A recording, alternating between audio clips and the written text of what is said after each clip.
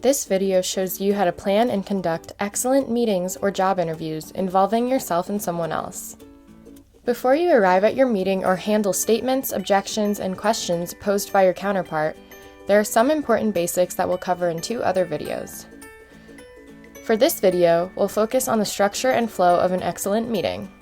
This diagram shows you the 3 stages: opening, discussion of agenda items, and closing, and the 4 parts: time, agenda, purpose, and next steps of each stage of a TAPS meeting.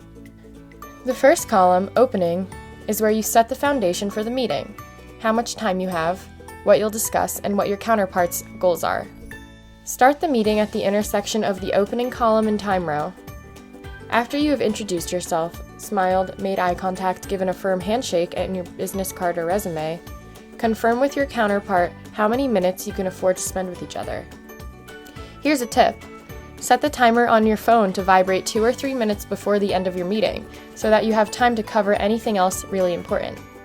Typically, meetings last for 15 to 30 minutes, but sometimes your counterpart may have to cut the meeting short, so be prepared to shorten your agenda. The second part, agenda, is what your counterpart and you have agreed to discuss. At this point, sometimes your counterpart will add or remove topics.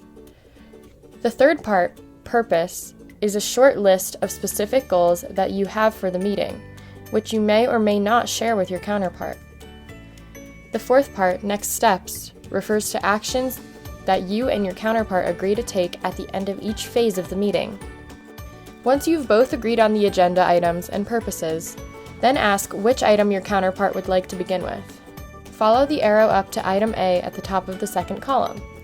Work your way down that column, answering questions and handling objections until you reach the bottom.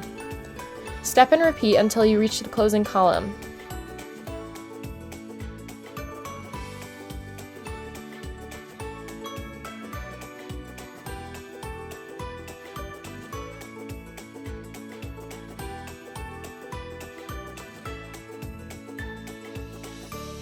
Here's where you'll summarize the pros and cons, if there are any, and ask for a decision.